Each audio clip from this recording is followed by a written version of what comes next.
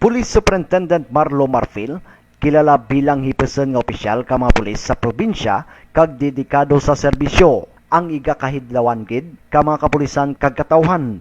Hunyo 1, formal rin nga nagretiro sa pagkaaktibo nga pagkapulis si Sir Marfil.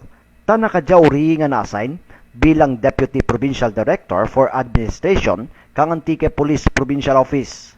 Tana kadya nagserbisyo kang halos 3 ka dekada. Tanaman na desigdar sa ibang lugar sa pungsod, kag anagin pasulabi nga maglawid para sa pagserbe sa mga Antikenyo.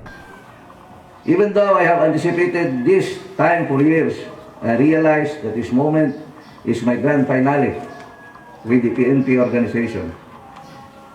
This is a time for me to let you all know, my dear colleagues and invited guests, that I appreciate everything I experienced while working with you, with your full support and cooperation, and I really value my career with this organization. First, I'd like to thank those who have come and those who organized this simple program. When I first joined the police force in May 1, 1983, it was a dream come true.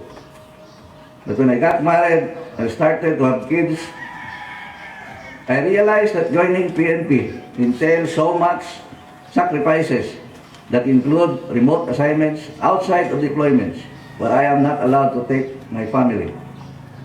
Also, the birthdays, holidays, and other special events I missed, especially when my wife delivers a baby and I am not present. And yet, I have no regrets because few men are given a chance to serve a great country where freedom and democracy are celebrated. How time really flies so fast that today I am officially one of the retirees of the Philippine National Police. This made me feel both happy and sad. Happy because, as they say, retirement is the time by which you have set yourself free from all responsibilities of life. It is a time to take a break from the daily routine office works and start a new life. Yet, I'm also sad because I will truly miss you. All the nice working environment of Antique PPO. I'm going to miss the persons I am used to see every day and work with for 30 fruitful years.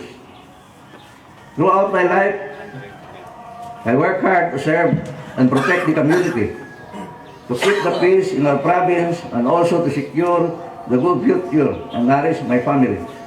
Sincerely, I would like to thank you all, my dear colleagues, for a nice working relationship we have created and for helping me grow in my career as a PNP officer.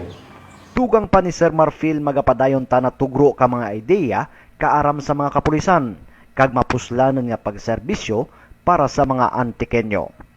Para sa Scoop Patrol, Peter Salivar.